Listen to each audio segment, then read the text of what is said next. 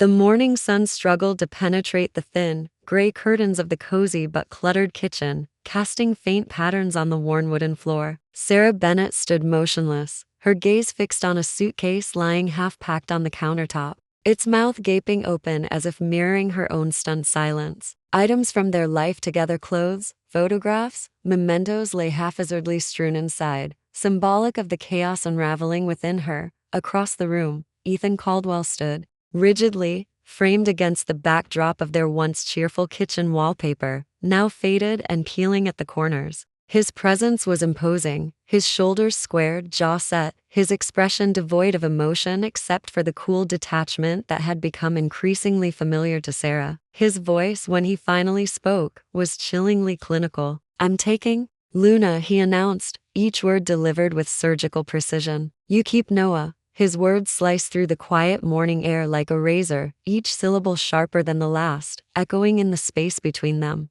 Sarah felt the impact physically, a visceral pain tightening around her chest, restricting her breath. She steadied herself, gripping the edge of the kitchen counter with white-knuckled intensity, feeling the cold surface grounding her momentarily. Amid the turmoil, the pungent aroma of burnt coffee filled the room, mingling with the lingering scent of last night's dinner, an attempt at normalcy that now felt utterly futile. Forgotten crayons lay scattered on the table, remnants of Noah's innocence, vibrant bursts of color starkly contrasting the bleak reality unfolding before her. Each crayon seemed to represent fragments of happier times, days filled with laughter and love. Now cruelly overshadowed by this bitter confrontation, Sarah struggled to process Ethan's cold declaration. Her eyes flickered toward Luna, the gentle golden retriever who had been Noah's constant companion since puppyhood. Luna's eyes met Sarah's with a confusion that mirrored her own, tail swishing uncertainly as she sensed the mounting tension.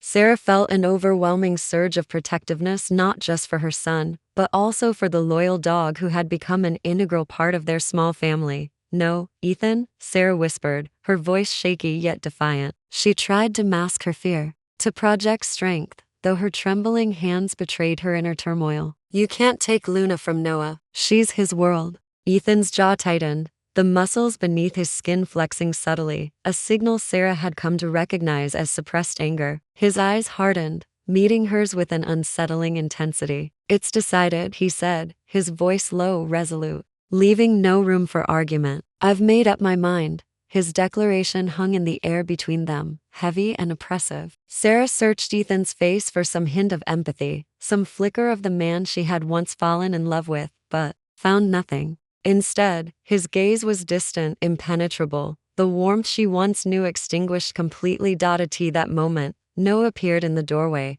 rubbing sleep from his eyes, his hair tousled, pajamas wrinkled from sleep. The sight of him, vulnerable and unaware, broke something within Sarah. She instinctively moved between Noah and Ethan, shielding her son from the painful scene unfolding. "Mom?" Noah asked softly, his voice tinged with confusion and apprehension. His eyes darted between his parents, sensing the tension without understanding its source. "What's happening? Why is Luna's stuff packed?" Sarah drew in a deep breath, steadying her nerves as she turned toward Noah. Her voice softened, a gentle, reassuring tone masking her inner distress. "Everything's okay, sweetheart," she murmured, crouching down to his eye level, forcing a smile despite the turmoil raging within her. "Luna just needs to visit Dad for a little while." Noah's eyes widened slightly, a shadow of worry crossing his young face. "But she sleeps in my room," he said, his voice small, edged with an emerging panic. "She always sleeps in my room. She'll be scared without me."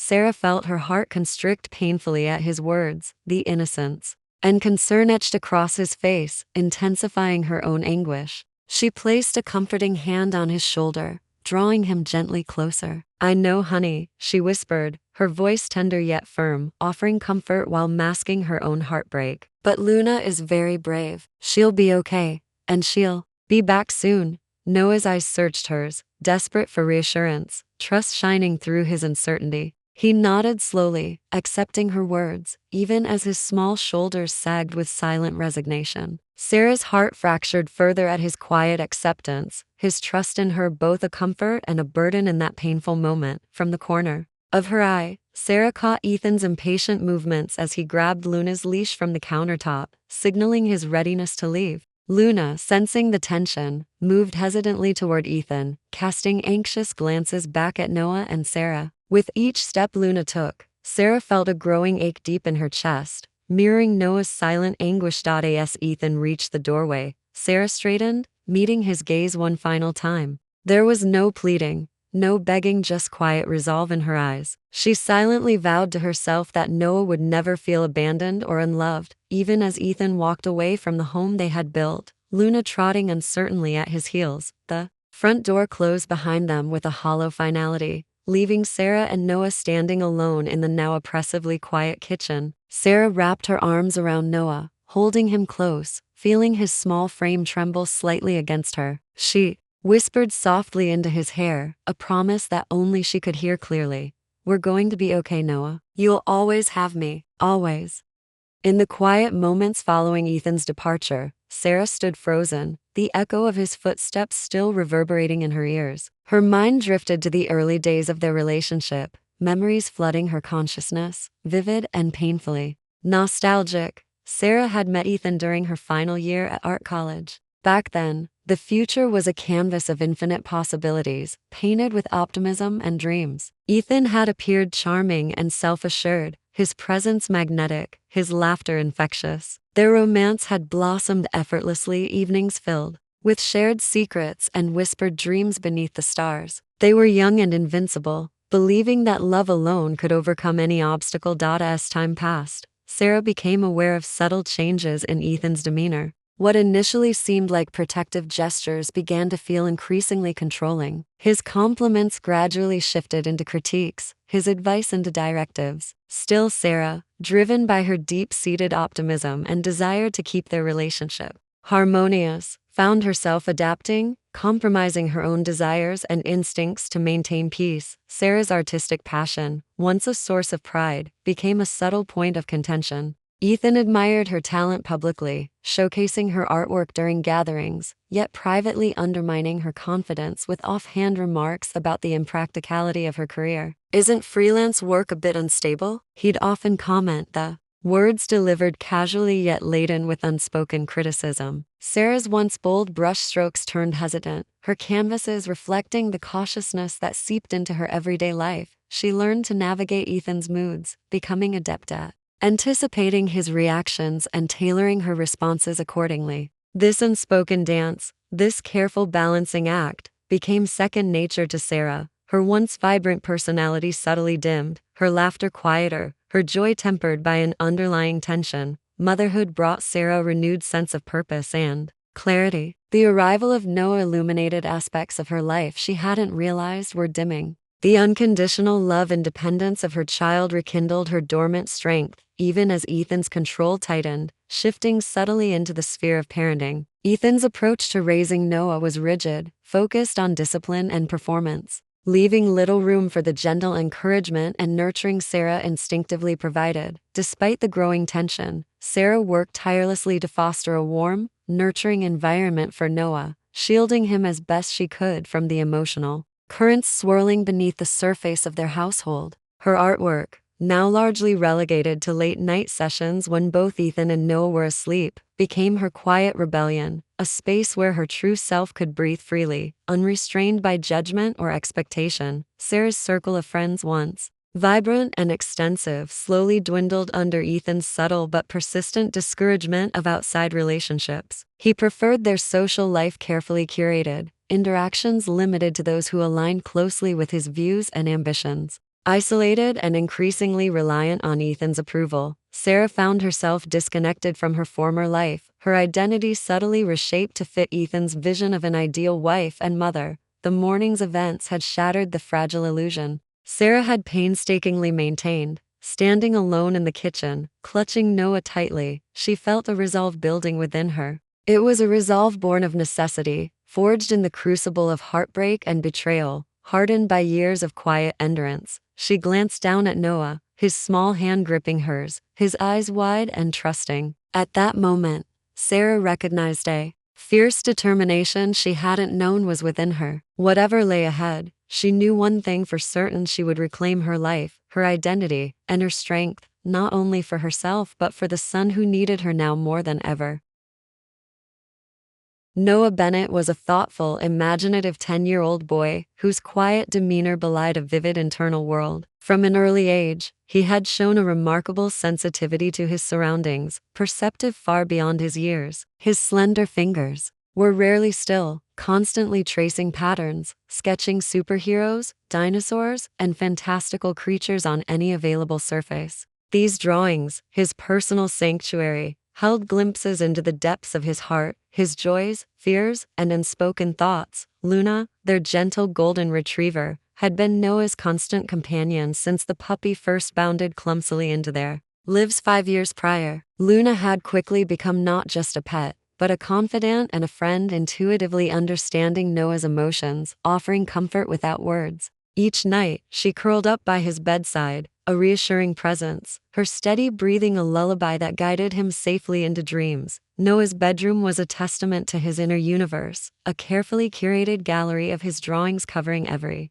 available inch of the walls. Superheroes leaped valiantly from corners, dinosaurs roamed expansively, and galaxies twinkled invitingly above his bed. Sarah had encouraged this self-expression, cherishing each new creation as a window into her son's psyche, quietly marveling at his boundless imagination. But lately, Noah's drawings had subtly shifted, the colors growing muted, shadows encroaching where previously there had only been light. The cheerful faces of heroes had become more solemn, their postures tense, hinting at an underlying anxiety Noah had not yet articulated. Sarah noticed these changes, but struggled to address them directly, mindful of Noah's delicate emotional state. In her own precarious position navigating the tension with Ethan at T-school, Noah was known for his quiet intelligence and gentle kindness, often helping classmates who struggled with their lessons or comforting those who felt excluded. However, beneath his serene exterior lay an undercurrent of unease, exacerbated by the subtle instability he sensed at home. Noah's teachers occasionally remarked on his introspective nature, gently suggesting more social activities or sports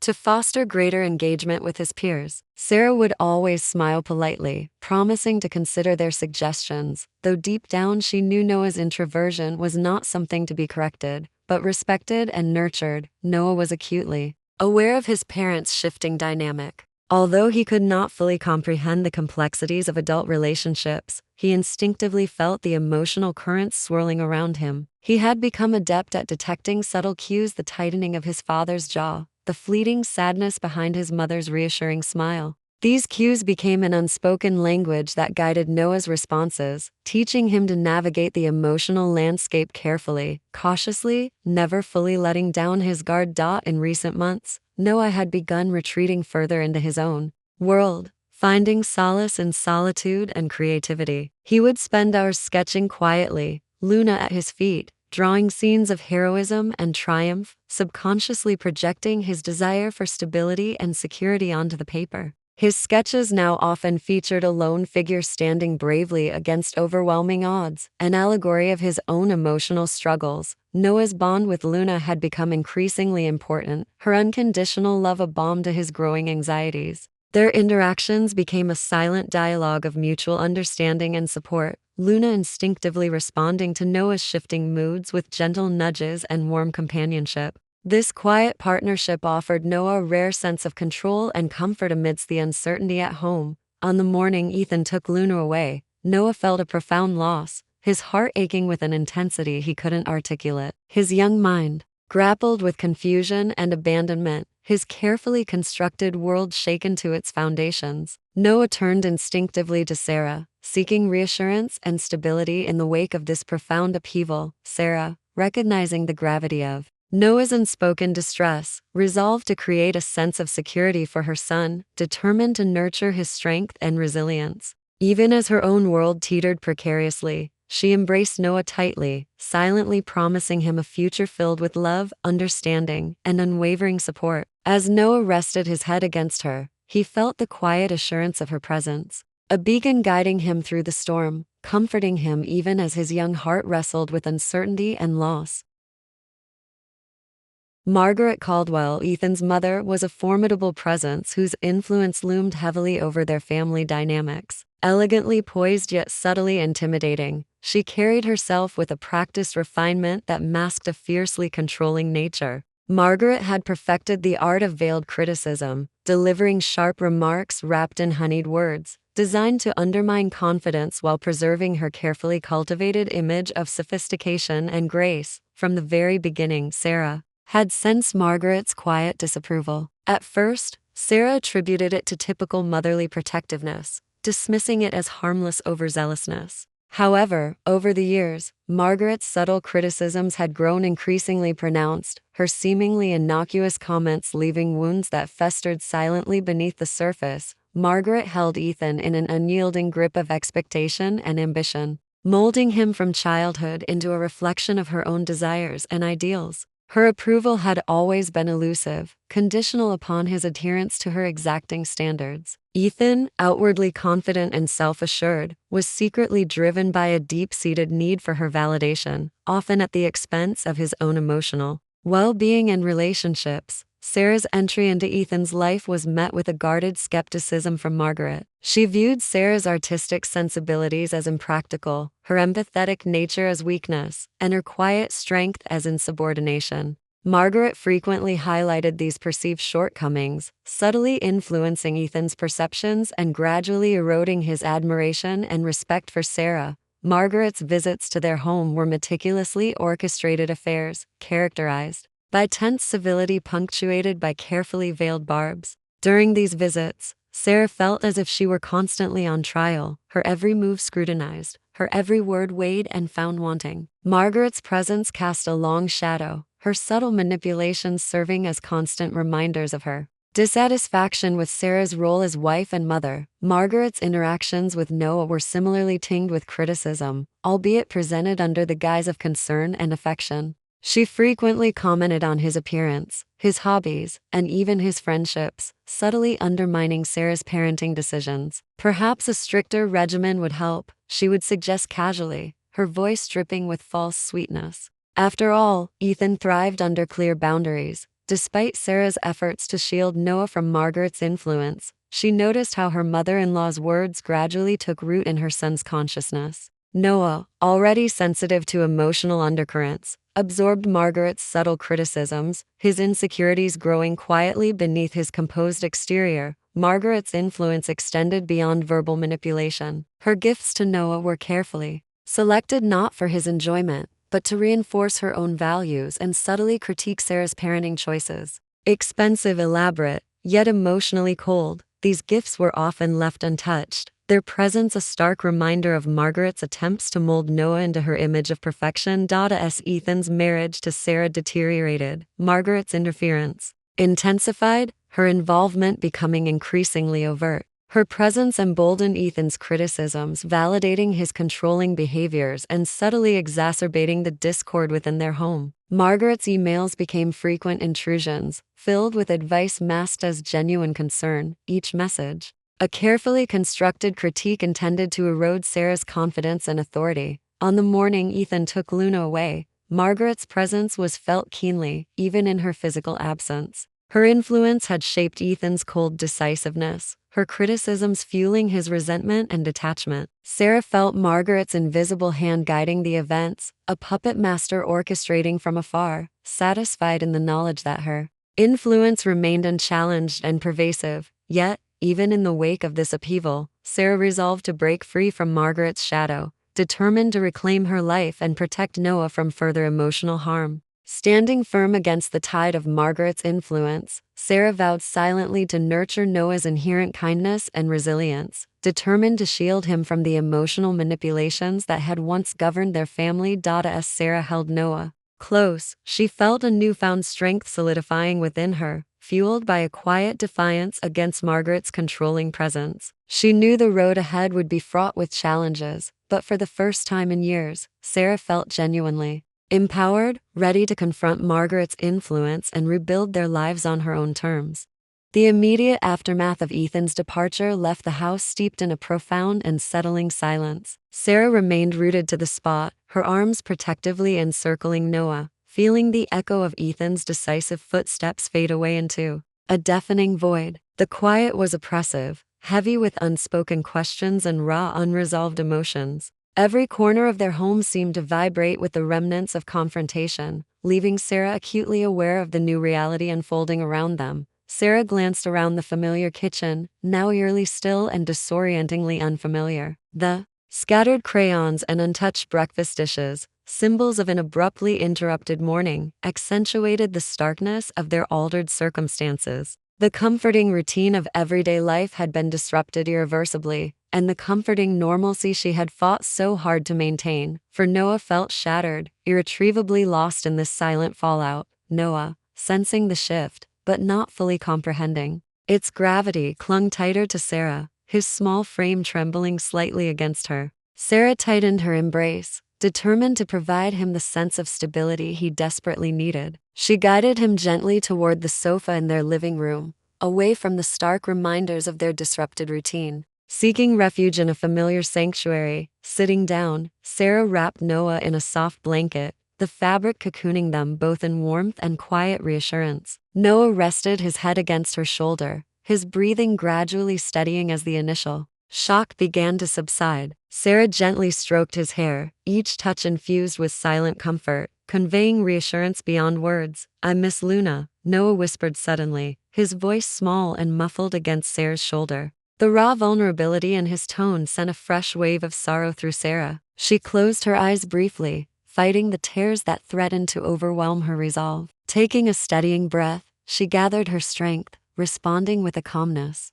she did not entirely feel. "I know, sweetheart," she whispered gently, pressing a reassuring kiss to his forehead. "I miss her too. But Luna will be back soon. She'll never leave you forever." Her voice held an unwavering conviction, a promise she desperately hoped she could keep. In the silence that followed, Sarah allowed herself to reflect briefly on the monumental changes occurring in their lives. Her marriage had ended abruptly, Ethan's departure marking the culmination of years of escalating tension and silent battles fought behind closed doors. Sarah recognized that this moment, as painful as it was, signified a turning point, a necessary rupture in a cycle that had become increasingly harmful. Her thoughts drifted to the suitcase on the kitchen counter, the visual symbol of Ethan's exit. Despite its physical presence, Sarah knew its real significance was emotional, filled with the intangible baggage of years spent walking on eggshells, suppressing her own desires and instincts to maintain peace. As Noah's breathing settled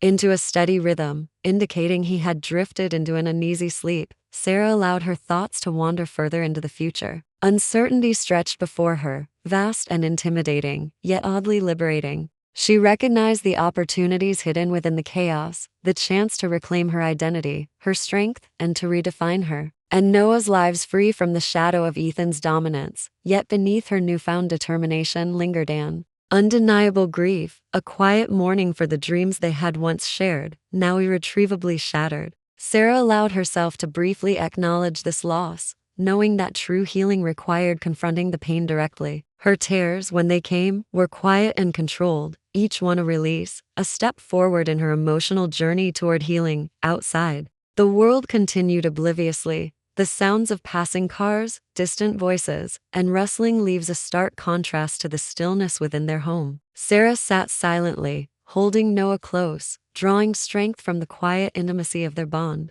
Despite the uncertainty ahead, she knew that together, they would find their way through the silent fallout, emerging stronger and more resilient than ever before. In the days following Ethan's departure, Sarah began the challenging process of adapting to her new reality. The modest apartment she secured felt simultaneously daunting and liberating, a blank canvas upon which she could rebuild their lives. Moving day was a blur of activity and quiet determination, boxes filled with remnants of their past life stacked haphazardly around them, symbolizing both loss and opportunity. Sarah carefully unpacked their belongings, each item chosen deliberately, imbued with meaning and potential for comfort. She transformed Noah's room first, creating a sanctuary of stability and warmth. She painted the walls a calming sky blue, reminiscent of clear days spent outdoors, and hung star-shaped lights from the ceiling, tiny beacons of hope illuminating their new path. Noah initially reacted to the apartment with wary curiosity, his eyes wide as he explored their new home. Sarah watched him carefully, her heart aching at the guarded caution that now colored his previously carefree exploration.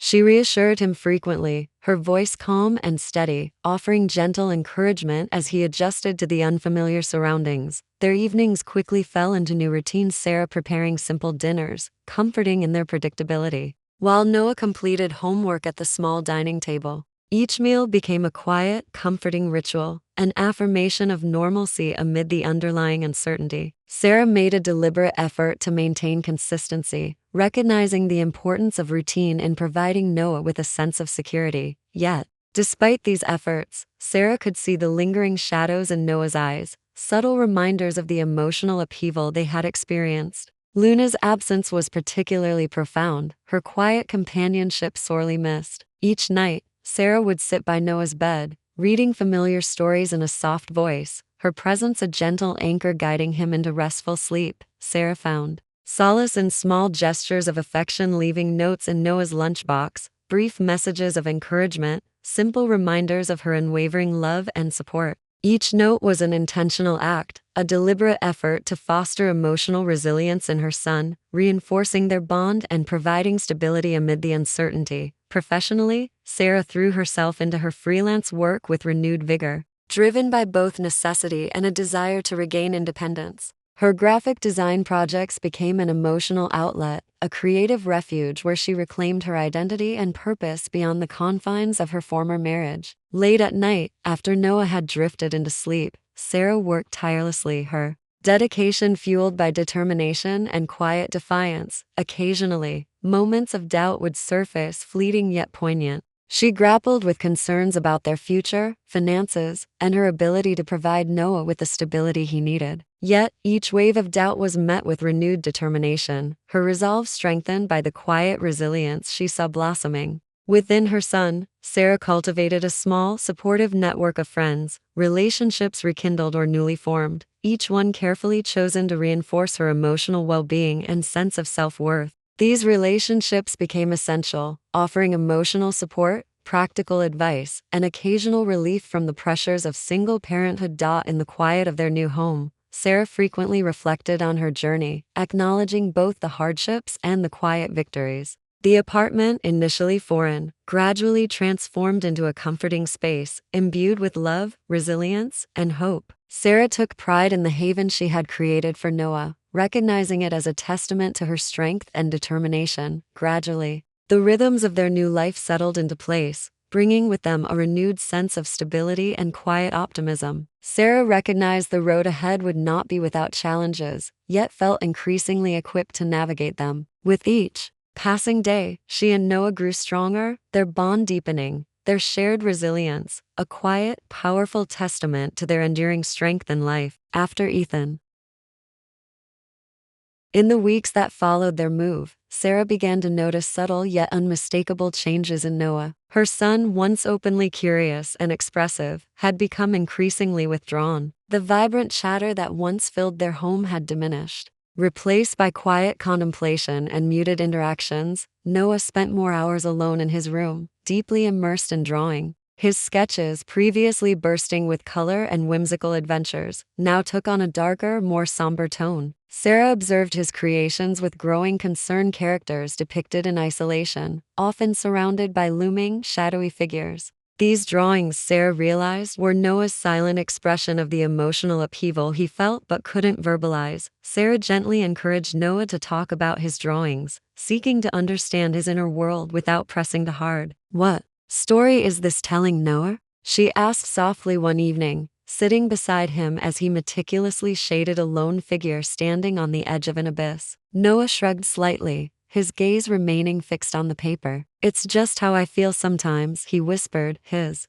voice barely audible. Sarah's heart ached at the quiet honesty in his words, the raw vulnerability hidden beneath his simple admission. Without Luna, Noah's loneliness deepened significantly. The once constant companion whose presence brought comfort and unconditional acceptance had left a painful void. Noah frequently spoke of Luna, his words tinged with longing. "Do you think Luna misses me too?" he would ask softly, eyes searching Sarah's face for reassurance. Sarah would always respond with gentle certainty, affirming Luna's love and loyalty, each reassurance tinged with her own quiet sadness. At T-school, Noah's withdrawal became increasingly noticeable. His teachers reported concerns about his isolation, noting how he frequently chose solitary activities during recess and hesitated to engage with his classmates. Though academically bright, Noah's subdued presence in the classroom raised alarms, prompting Sarah to schedule meetings with teachers to discuss strategies to support him.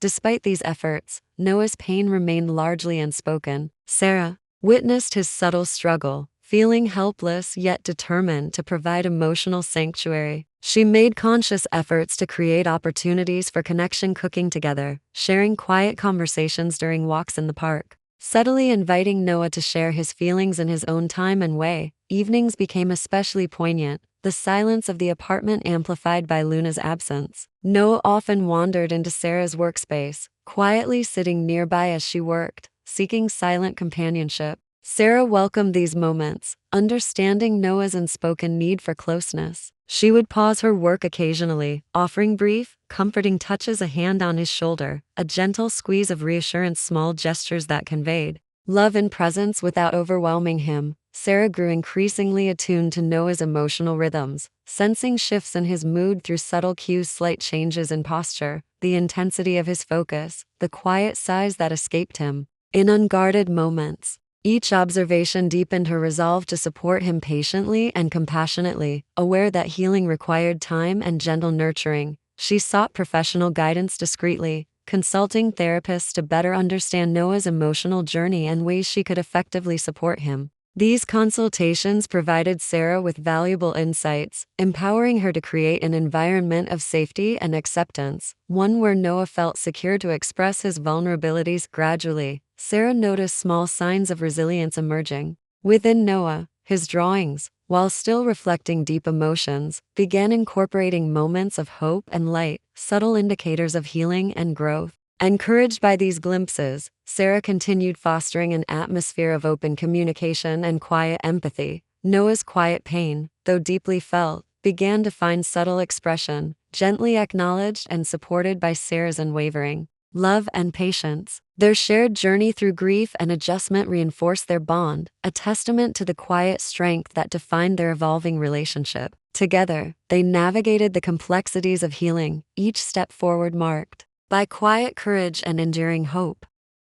While Sarah dedicated herself to nurturing Noah through his quiet pain, her own internal battles simmered beneath the surface. Every day presented new challenges, a constant balancing act between being a stable, loving presence for Noah and managing the relentless demands of their new life. Financial strain loomed like an uninvited guest in their modest apartment. Though Sarah's freelance graphic design work provided flexibility, the inconsistent income kept her on edge. Each project brought fleeting relief, but with it came late nights and the gnawing uncertainty of when the next assignment would arrive. Bills accumulated like shadows in the corners of her mind, and Sarah often found herself calculating expenses late into the night, illuminated only by the glow of her laptop screen. Despite her exhaustion, Sarah refused to let Noah sense her mounting stress. She crafted lunchbox notes with cheerful drawings and loving messages, each one a quiet affirmation of hope. "You're my hero," she wrote one morning in bold, playful letters, slipping the note beside Noah's sandwich. It was a small act,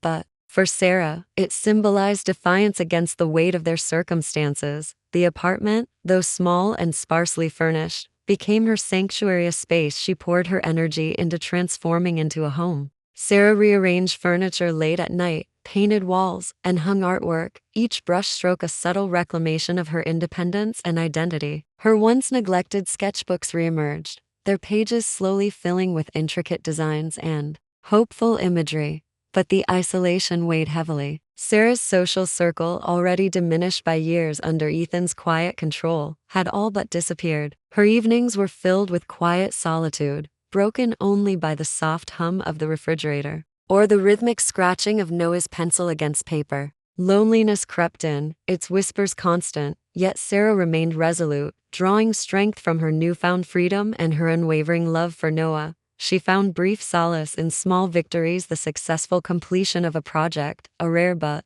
genuine smile from Noah, the glow of fairy lights in his bedroom casting gentle patterns on the walls. These moments reminded her that progress, though slow and uneven, was still progress. There were nights when doubt gnawed at her resolve. In the quiet hours, lying awake, Sarah questioned whether she was enough, whether her love, her strength, her meager income could truly shelter Noah from the hardships they faced. But every morning, as she watched Noah quietly prepare for school, his brave little shoulders squared against the world, Sarah's determination reignited. She refused to let Ethan's absence or his lingering control define them. Slowly but surely, she began to rebuild not just their home, but their lives, their confidence, their sense of belonging. The struggle was far from over, but in each sunrise, each quiet moment of resilience, Sarah saw the promise of a new beginning, and she clung to it fiercely. The carefully constructed image of Ethan Caldwell, the charming, successful, composed father, began to unfold in public with meticulous precision. To acquaintances, colleagues, and casual observers, Ethan exuded effortless confidence. His broad smile, sharp suits, and polished rhetoric painted the picture of a dedicated family man and ambitious professional. Behind this facade, however, lurked the same controlling, manipulative tendencies that had defined his marriage to Sarah. Ethan's colleagues praised his decisiveness and ambition, oblivious to the subtle cruelty woven into his charisma. At social events, he told anecdotes that cast himself as a devoted father, a pillar of stability, while carefully omitting the uncomfortable truths. Sarah, listening from a distance at parent-teacher meetings or community gatherings, recognized the curated narrative with a bitter familiarity. Flashbacks flooded her mind, memories of Ethan's condescending remarks disguised as helpful advice, the backhanded compliments about her parenting, and the disapproving looks when Noah displayed sensitivity or vulnerability. "He's too soft," Ethan would mutter, dismissing Noah's emotions as weakness, his tone sharp beneath a veneer of paternal concern. Sarah's stomach twisted with frustration and helplessness as Ethan's facade grew increasingly convincing. His sporadic appearances in Noah's life were carefully orchestrated performances, lavish gifts, extravagant outings, and staged moments of affection, all designed to reinforce his public image as a caring, involved father. To those on the outside, Ethan appeared admirable, even enviable. To Sarah, the reality was a calculated performance, driven by pride, control, and a desire to manipulate public perception. The growing discrepancy between Ethan's public persona and the private reality deepened Sarah's resolve to protect Noah. She understood with painful clarity that the custody battle would not be fought on truth alone. It would be a war of narratives, image, and influence, and Ethan was already winning the first round. While Ethan perfected his public image, Margaret Caldwell operated in the shadows, weaving her influence with a subtlety honed over decades. She never needed to raise her voice or openly confront Sarah. Their conflict existed in unspoken glances, carefully chosen words, and emails laced with quiet condescension. Margaret's digital intrusions arrived like clockwork, polite yet pointed messages critiquing Noah's upbringing, veiled under the guise of grandmotherly concern. "I notice Noah's diet seems a little lacking in structure," she remarked in one email, attaching an article about the benefits of rigid meal plans for children. "I only mention it because I care," she concluded, the words dripping with passive-aggressive sweetness. Sarah had learned to read between the lines. Margaret's seemingly helpful advice was a weapon, each message another attempt to undermine Sarah's authority and erode her confidence. But Sarah had also learned restraint. She no longer engaged in fruitless debates or emotional rebuttals. She saved every email, every text, quietly building a digital archive that would in time reveal the true extent of Margaret's manipulations. Beyond the emails, Margaret's presence lingered in more insidious ways. She sent gifts to Noah, lavish, inappropriate, designed to sow confusion rather than joy. There were expensive electronics, designer clothes, all starkly at odds with Sarah's values of simplicity and grounded living. Noah, overwhelmed by the extravagance, often set the gifts aside, sensing the hidden strings attached at school events. Margaret hovered at the periphery, exchanging pleasantries with teachers and other parents, carefully planting seeds of doubt about Sarah's competence. Her words were never overt, but their implication was clear. Sarah was overwhelmed, unfit, alone. For Sarah, These intrusions were both exhausting and illuminating. Margaret's constant, calculated undermining solidified Sarah's understanding of the forces aligned against her, but it also fueled her determination to shield Noah from their influence. Margaret might have underestimated Sarah's quiet resilience, but Sarah had learned subtle battles are often won with patience, evidence, and the unwavering belief that the truth eventually finds its voice, and that time was drawing closer.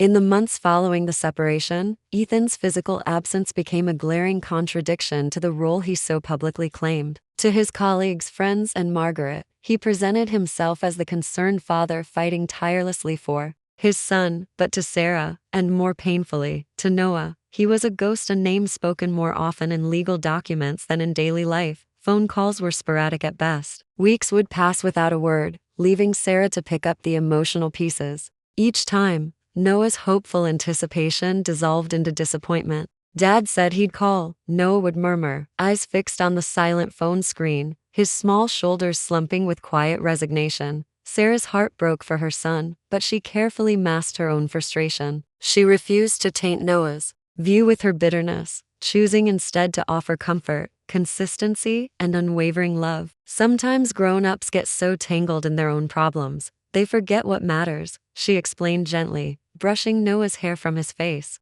But that doesn't mean you're not important. You are. Meanwhile, behind closed doors, Ethan's legal demands intensified. Despite his absence, he pushed aggressively for shared custody, hiring an expensive attorney to craft a narrative of injustice, painting himself as a wrong father, desperate to reclaim time with his son. The hypocrisy of it all infuriated Sarah. She knew the truth. Ethan's fight wasn't for Noah, it was for control, for pride, for appearances. His absence from Noah's life wasn't due to circumstance, but choice. And yet, with Margaret whispering, poison in the background, and his public persona carefully maintained, Sarah understood how easily the lines between reality and performance blurred in the eyes of others. Ethan's absence was a wound for Noah, but for Sarah, it was a dangerous weapon, a manipulation of perception that threatened to undermine everything she fought to protect. But she wasn't defenseless, not anymore. Noah's questions came in whispers, often at bedtime, when the world slowed enough for his young mind to wrestle with the contradictions he couldn't ignore. His eyes, wide with uncertainty, searched Sarah's face for answers she didn't always have. Why?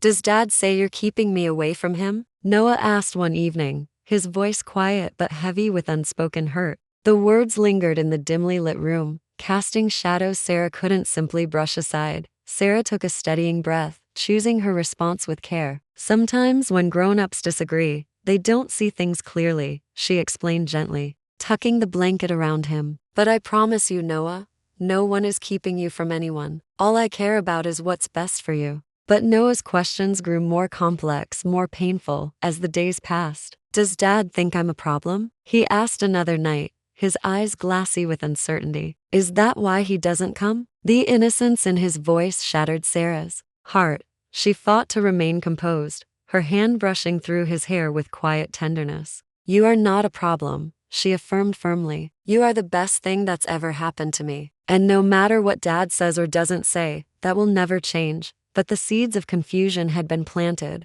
watered by Ethan's manipulations and absence. Sarah saw it in Noah's drawings, the heroes with hesitant expressions, the families fractured by unseen forces. She saw it in his tentative questions, his quiet withdrawal at school, his lingering uncertainty when others spoke kindly of his father. Sarah's resolve hardened. She couldn't shield Noah from every painful reality, but she could ensure he always knew the truth of his worth, his strength, and the unwavering love that anchored him. The custody battle wasn't just a legal dispute, it was a fight for Noah's heart, his confidence, his ability to trust. And Sarah refused to lose that battle. Not to Ethan, not to anyone.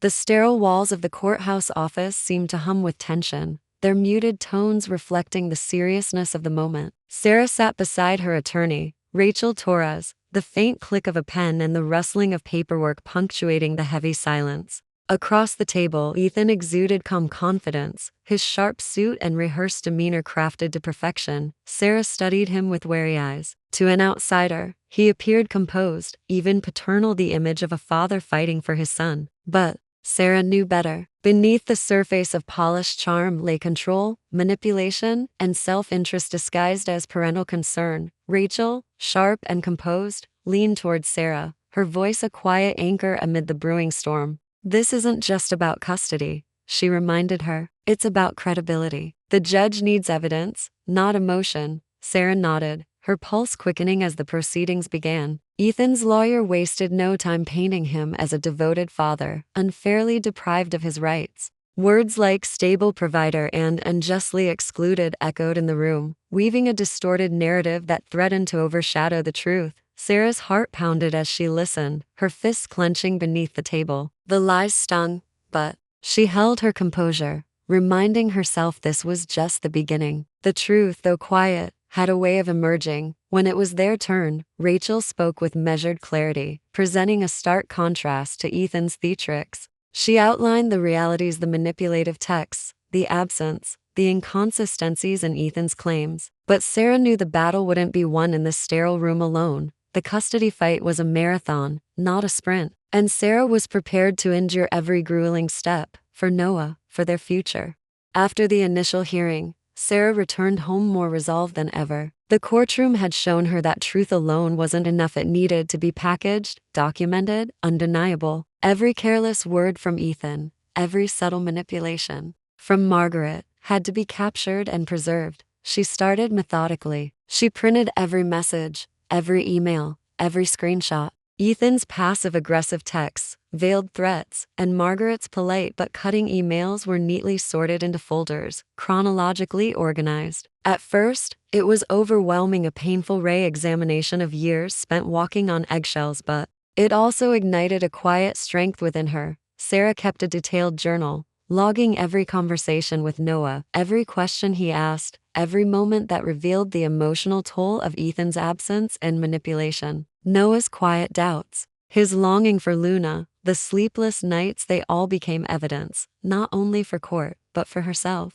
Tangible proof that she was fighting the right battle. Rachel reviewed the growing file with cautious optimism. "This isn't just a custody case now," she explained. "It's a pattern, a story of manipulation, of emotional neglect, and stories backed by evidence. They're hard to ignore." Sarah also documented her own efforts, Noah's school meetings, counseling appointments, the routines she established to provide stability. She wasn't just defending herself. She was building a case that reflected reality, piece by undeniable piece. It wasn't easy. Reliving the messages, the memories, the disappointments, each document cut deep. But as Sarah stacked the papers, filled the files, and handed them to Rachel, she felt her confidence solidifying. She wasn't powerless anymore, she was prepared. One quiet evening, long after Sarah had tucked Noah into bed and retreated to her small workspace, she heard the faint creak of the floorboards. Moments later, Noah appeared at the door, his face pale, his eyes wide with confusion and hurt. Clutched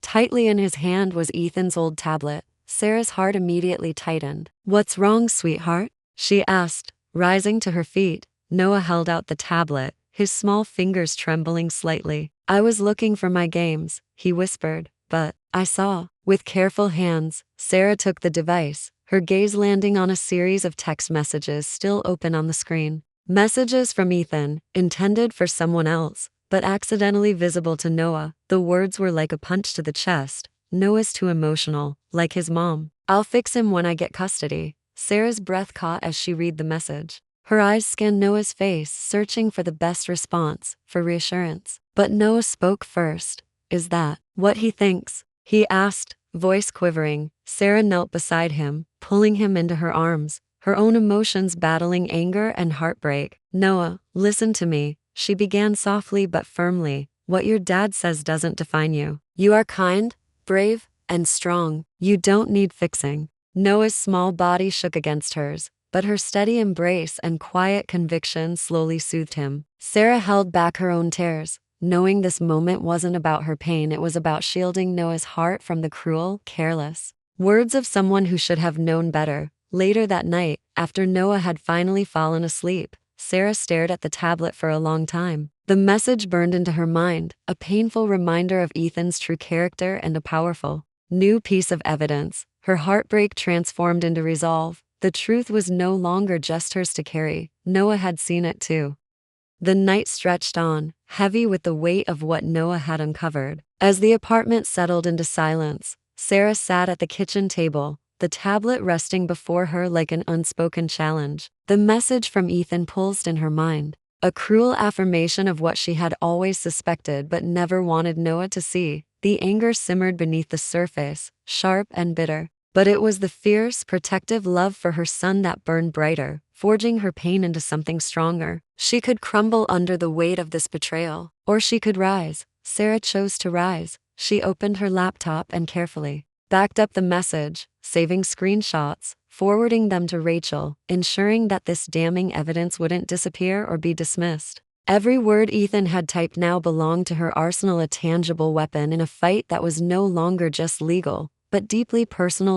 In the hours that followed, Sarah reviewed her files with renewed determination. The journal entries, the emails from Margaret, the records of Ethan's absence, they all wove together into a damning narrative. But now, with Ethan's own words, the picture was complete. Her exhaustion was replaced by quiet clarity. She understood the road ahead would be treacherous, the courtroom tactics, the character assassinations, the public performance Ethan would orchestrate. But Sarah was no longer navigating that road in fear. She would face Ethan, not for revenge, not to win a fleeting victory, but to protect Noah, to ensure he never again questioned his worth, to show him that strength wasn't measured by manipulation, but by truth, patience, and unwavering love. Sarah closed the tablet, her gaze steady, her resolve unshaken. The time for quiet endurance had passed. Now, it was time to fight. The following days passed in tense anticipation. Sarah continued gathering evidence, coordinating with Rachel, and quietly reinforcing Noah's sense of safety. Yet, a heaviness lingered in the apartment, the knowledge that soon, their lives would be dissected in court. One evening, after dinner, Noah approached Sarah at the kitchen table. His sketchbook was tucked under his arm, his eyes solemn with quiet determination. "Mom," he began, voice soft but steady, "I want to talk to the judge." Sarah's breath caught, her heart thudding with equal parts pride and fear. "Sweetheart," she replied gently, "that's a really big decision. Are you sure?" Noah nodded, his fingers tracing the edges of his sketchbook. I read what Dad said," he admitted, eyes glistening with vulnerability but also courage. "The judge needs to know, not just what Dad says to people, but what he really says to me." Sarah knelt beside him, cupping his face in her hands. "You're so brave, Noah," she whispered, her voice trembling with emotion. "But it's okay if you're not ready. You don't have to do this to protect me." Noah shook his head, his jaw set in quiet resolve. "It's not just for you. It's for me. I don't want them deciding what happens to me if they don't know the truth." Tears pricked Sarah's eyes, but she blinked them away, overwhelmed by her son's quiet strength. "Okay," she whispered, "if that's what you want, we'll make sure your voice is heard. But you won't be alone. I'll be right there with you." Noah's shoulders relaxed slightly, and for the first time in weeks, a flicker of relief crossed his face. He handed her the sketchbook. Inside were pages of drawings, heroes, families, a boy holding a shield with the word truth written across it. Sarah's heart swelled with love and pride. Her son wasn't just brave, he was ready. The days leading up to the court date were a whirlwind of preparation. Rachel met with Sarah frequently, meticulously reviewing every piece of evidence, every document, and every potential question. But more importantly, they prepared Noah gently, patiently, never forcing, always empowering. At the small kitchen table, Sarah and Noah practiced together, transforming their home into a quiet rehearsal space. Legal terms were explained in simple language, and they walked through what to expect: the formality of the room, the presence of the judge, the fact that honesty was his greatest tool. Noah asked questions, some practical, others laced with lingering uncertainty. What if I forget what to say? What if Dad gets mad? What if the judge doesn't believe me? Sarah answered each one with quiet confidence, her own fears carefully hidden beneath unwavering reassurance. The truth doesn't need to be perfect, Noah, she reminded him. It just needs to be yours. Rachel was equally patient, her sharp professionalism softened for Noah's sake. She coached him with compassion, explaining his rights, his choices, his voice. You're not here to fight your dad, she explained. You're here to tell your story, and that matters. Sarah watched as Noah's confidence slowly grew. Each evening, they practiced, sometimes with laughter, sometimes with quiet reflection. Between sessions, Sarah filled the apartment with small comforts, freshly baked cookies, cozy movie nights, stargazing from their modest balcony. The night before the hearing, Sarah tucked Noah into bed. His shield, the sketchbook drawing, rested on his nightstand. "You're going to do great," she whispered, brushing his hair from his forehead. Noah smiled faintly, his eyes steady. "I'm ready, Mom." "Really?" Sarah kissed his temple, her own heart bracing for the storm ahead. They were ready, together. The morning of the court hearing, as Sarah prepared Noah's breakfast, her phone buzzed with a message notification. It was from the school's front office. "Mrs. Bennett, Noah's grandmother dropped off a package for him this morning. It's at the front desk." Sarah's stomach tightened with familiar apprehension. Margaret Caldwell had always known how to time her interference, and today of all days was no exception. A T-school pickup. Noah approached with a small, neatly wrapped box and a handwritten note folded atop it. His expression was hesitant, confused, even guilty, as if some part of him sensed the weight behind this seemingly innocent gesture. Sarah opened the note, her eyes scanning Margaret's carefully penned words. "Your dad is fighting for you, sweetheart. Don't let anyone make you forget that. We all want what's best for you. Love, Grandma." Beneath the sugary tone lay the same old manipulation, subtle but pointed, a quiet attempt to sow doubt, to drive a wedge between Noah and Sarah on the very day his courage mattered most. Inside the box was an expensive watch far beyond what any 10-year-old needed. Sarah recognized the tactic immediately. It wasn't about the gift. It was about control, undermining her, reminding Noah of Ethan's influence, carefully disguised as generosity. Noah's eyes darted between Sarah and the box, uncertainty clouding his expression. Do I have to wear it?" he asked quietly. Sarah knelt beside him, placing a gentle hand on his shoulder. "You never have to do anything you're uncomfortable with," she assured him softly. "This isn't about gifts or appearances. It's about the truth. That's all that matters." Noah hesitated, then quietly placed the box on the counter, his shoulders relaxing ever so slightly. Sarah's resolve deepened. Margaret could wrap her manipulation in ribbons and kind words, but it wouldn't work this time. Not today. As the final hours before the hearing slipped away, Sarah's phone buzzed again, this time. A text from Ethan. "I know what you're doing. Turning Noah against me. You've poisoned him against his own father. But it won't work. The truth always comes out." Sarah's jaw clenched as she read the words, familiar in their venom, cloaked in the language of victimhood. Ethan had perfected this tactic: deflection, blame, twisting her love for Noah into ammunition for his narrative. Her fingers hovered over the keyboard, every part of her screaming to reply, to confront the hypocrisy, to unleash the frustration. Months, years in the making. But she stopped herself. She had learned Ethan thrived on conflict. He wanted her emotional, reactive, vulnerable. But Sarah wouldn't give him that satisfaction. Not now. Instead, she saved the message. Another thread in the growing tapestry of manipulation, another piece of evidence reinforcing his pattern of control. She turned her attention back to Noah, who sat quietly at the table, sketching with quiet focus. His expression was calm, steady, unaware of the storm swirling outside their small apartment. Sarah placed her phone face down, closing the door to Ethan's intrusion. Her focus was exactly where it needed to be: on Noah, on the truth, on the fight ahead. The hearing was mere hours away, and she was ready. The courthouse stood like a monolith of quiet authority, its gray stone facade imposing yet oddly sterile. Inside, the air buzzed with the quiet hum of tense conversations, clicking heels, and shuffling papers. Sarah sat beside Rachel in the polished, impersonal courtroom, her palms damp despite her outward composure. Noah sat quietly between them, his red sneakers, his small rebellion against the formality of the day peeking out beneath the bench. His hands clutched his sketchbook tightly, his knuckles white. Across the room, Ethan was the picture of control: crisp suit, polished shoes, an easy smile that barely concealed the steely calculation beneath. Margaret hovered behind him like a silent shadow, her sharp gaze scanning the room, her lips pursed in disapproval. The judge entered, commanding the room to settle into expectant silence. Sarah's heart pounded as opening arguments began, each word from Ethan's lawyer a carefully curated performance. They spoke of Ethan's love, his unfair exclusion, the damage Sarah had allegedly inflicted, but Sarah remained steady.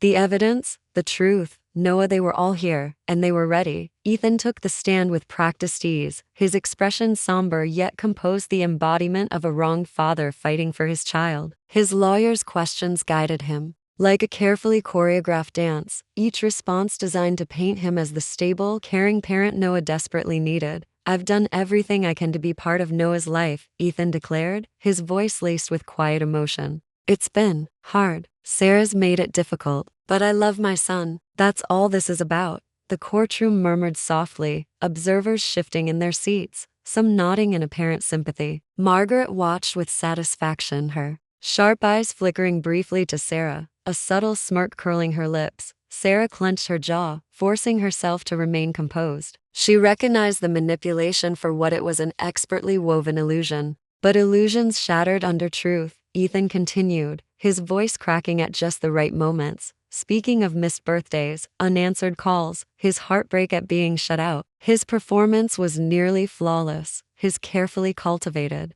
narrative landing with practiced precision. But Sarah knew the cracks beneath the surface, the texts, the absence, the manipulation. And soon, the courtroom would see them too. The judge's steady voice broke the tension. "Is Noah Bennett prepared to speak?" Rachel gave Sarah a subtle nod. Sarah squeezed Noah's hand gently, offering silent encouragement as he rose from his seat. His red sneakers squeaked softly against the polished floor, his small figure walking with quiet determination toward the stand. The courtroom seemed to shrink as all eyes turned to him. Even Ethan's confident facade faltered for a moment, his expression tightening as his son climbed into the chair. The judge leaned forward, her expression kind but composed. "Noah, you understand? You're here to share your truth. There are no right or wrong answers. We just want to hear from you." Noah nodded, clutching his sketchbook to his chest. His voice trembled at first, but as he opened the book and flipped to a marked page, a quiet strength bloomed within him. He held up the tablet, displaying the saved text messages from Ethan, his small fingers pointing to the damning words. "Noah's too emotional, like his mom. I'll fix him when I get custody." A hush fell over the courtroom. "I don't want to be fixed." Noah's voice rang out, soft but steady. "I'm not a problem. I don't want to live somewhere I feel like I am." The raw honesty of his words echoed in the chamber, stripping away performance, facade, and manipulation in an instant. Margaret's expression paled. Ethan's jaw clenched, his composed mask fracturing visibly. Sarah's heart swelled with quiet pride, her hand instinctively resting over her chest. Noah had spoken. The truth was undeniable. For a long, breathless moment, the courtroom was frozen. Noah's words still lingered in the air, cutting through the polished veneer of legal arguments and carefully rehearsed performances. The judge's gaze sharpened, shifting toward Ethan. Her eyes, cool and assessing, lingered on him as the weight of Noah's statement settled over the room like a storm cloud. Margaret's face drained of color, her lips pressed into a thin, bloodless line. The composure that so often shielded her disdain wavered for the first time. Ethan's lawyer, caught off guard, shuffled papers with visible discomfort, his usual calm fractured, a hint of desperation creeping into his eyes. Ethan himself sat rigid, his jaw clenched, his hands curled into fists atop the polished table. The quiet confidence he had so meticulously crafted faltered, replaced by simmering frustration and barely concealed panic. Across the aisle, Sarah sat in unwavering silence, her expression steady, her eyes locked protectively on Noah. The overwhelming pride, love, and quiet vindication in her gaze needed no words. The judge finally broke the silence, her voice measured yet firm. "Mr. Caldwell," she addressed Ethan, "do you deny sending those messages?" Ethan's lips parted, but no sound emerged. The lies, so easily spun in the abstract, crumbled in the face of undeniable evidence and his son's raw honesty. The silence deepened, and in that stillness, the truth echoed louder than any argument ever could. 25. Noah's truth-nosed small voice broke the stillness once more, steady despite the tension thickening the room. "My mom makes me feel safe," he declared, his eyes unwavering as they met the judge's. "She listens to me. She never makes me feel like I need fixing." He clutched his sketchbook to his chest, his small hands trembling only slightly. "But when I'm with my dad," his voice faltered for a moment, but he pressed on, the determination in his young face unmistakable. It feels like I'm always doing something wrong, even when I'm quiet, even when I try to be good." The judge's expression softened. Her pen paused over her notepad. Noah flipped open the sketchbook, revealing the drawing of a cape superhero. Shielding a child, bold letters scrawled across the page. "Safe." "That's my mom," Noah said simply, holding the page up for all to see. Ethan shifted uncomfortably, his facade visibly fracturing. Margaret's eyes darted away, her lips pressed into a thin, withering line. Rachel exchanged a quiet, proud glance with Sarah, her posture relaxing ever so slightly.